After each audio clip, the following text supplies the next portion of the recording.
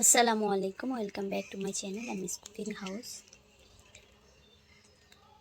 আজকে আমি দেখাবো আপনাদের মাঝে জলপাইয়ের আচার রান্না করার রেসিপি।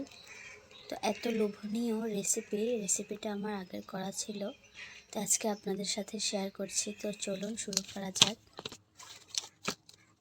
এখানে আমি 2 কেজির মতো জলপাই নিয়েছি, আর জলপাইগুলো থেকে বোটাটা ছাড়িয়ে নিয়েছি, ভালো করে পরিষ্কার করে ধুয়ে নেব।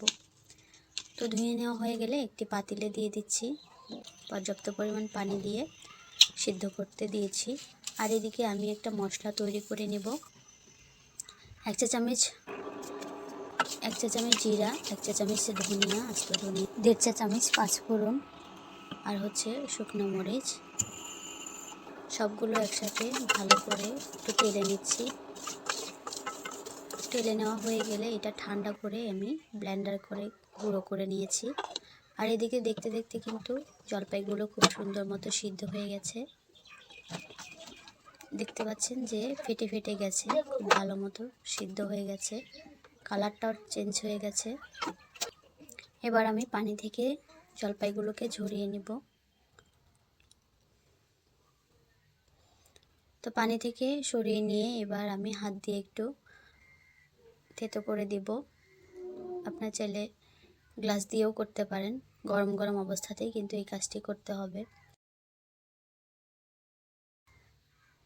এখানে আমি 1 কাপ পরিমাণে দিয়ে দিলাম তেল, আর দিয়ে দিচ্ছি 2টি তেজপাতা, 2টি দারুচিনি, আর 7-8টির মতো রসুনের কোয়া। এগুলো দিয়ে একটু করে ভেজে নিচ্ছি। এরপর দিয়ে দিব পাঁচফোড়ন 1 চা চামচ। আচারের মাঝখানে যখন এই পাঁচফোড়নের কামড়টা লাগবে, অনেক ভালো লাগবে। এরপরে ম্যাশ করে নেওয়া জলপাইগুলো দিয়ে দিচ্ছি। এখানে আস্ত শুকনো মরিচ দিতে ভুলে গিয়েছিলাম, তাই এটাকে আবার একটু তেলে বাগার দিয়ে আবার দিয়ে দিলাম। এরপরে এগুলো যেহেতু পানিতে সিদ্ধ করে নিয়েছি, জলপাইগুলোকে একটু ভালো করে তেলে ভেজে নিতে হবে। 5 মিনিটের মতো তেলে ভেজে নেওয়ার পর দিয়ে দিলাম 2 চা চামচ মরিচের গুঁড়া, 1 চা চামচ হলুদের গুঁড়া, আর দিয়ে দিচ্ছি স্বাদ মতো লবণ। তো সবগুলো উপকরণ দিয়ে আমি কিন্তু ভালোভাবে নেড়ে নিয়েছি। এবার আমি দিয়ে দিব 1 কাপের একটু কম চিনি। চিনিটা আপনারা কম বেশি করতে পারেন। আবারও নেড়ে চেড়ে ভালো মতো পানিটা শুকিয়ে নেওয়ার পর দিয়ে দিচ্ছি পাঁচফোড়নের গুঁড়ো করে রাখা, পাঁচফোড়নটা যে গুঁড়ো করে রেখেছিলাম সেই গুঁড়ো করে মশলাটা। তো পাঁচফোড়নগুলো দিয়ে আবারও আমি খুব সুন্দর মতো ভালো করে মিশিয়ে নিচ্ছি। আর এই আচারটা যত ভাজা হবে ততই কিন্তু কালারটা আস্তে আস্তে চেঞ্জ হতে শুরু করবে।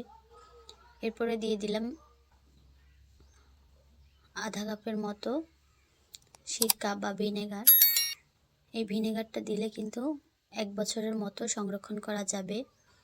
তা আচারের মধ্যে কোনো ফাঙ্গাস পড়বে না, আর আচারটা অনেক দিন পর্যন্ত ভালো থাকবে। এবার দেখতে পাচ্ছেন অনেকক্ষণ নাড়াচাড়া করার পর এই যে তেলটা বের হয়ে এসেছে, আর আচারটা কিন্তু অনেকটা কালার চেঞ্জ হয়ে গেছে, আচারের কালার চলে এসেছে।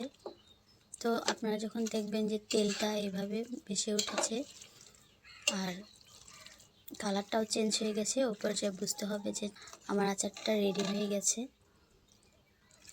দেখতে পাচ্ছেন মাশাআল্লাহ অনেক সুন্দর লোভনীয়, দেখতে যেমন হয়েছে তেমনি খেতেও মাশাআল্লাহ অনেক মজার হয়েছিল। আমার ভিডিওটি দেখতে দেখতে যারা এত দূর পর্যন্ত চলে এসেছেন, এখনও পর্যন্ত যদি একটা লাইক দিয়ে না থাকেন, প্লিজ ভিডিওতে একটা লাইক দিয়ে দিবেন। আর বেশি ভালো লাগলে আমার চ্যানেলটিকে সাবস্ক্রাইব করে রাখবেন, আর বন্ধুবান্ধবের সাথে ভিডিওটি শেয়ার করতে পারেন। তো এবার আমি একটি বাটিতে ঢেলে নিচ্ছি। এই আচারটা কিন্তু আপনারা খিচুড়ির সাথে বা পোলাওর সাথেও খেতে পারেন। খুবই টেস্টি আর মজাদার এই লোভনীয় জলপাইয়ের আচার রেসিপি। তো আপনারা এটা দেখে অবশ্যই ট্রাই করবেন, আর কেমন হয়েছে আমাকে কমেন্টে জানাতে পারেন।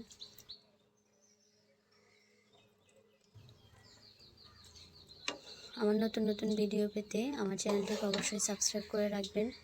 যারা ফেসবুক পেজ থেকে দেখতেছেন প্লিজ পেজটি ফলো দিয়ে রাখবেন।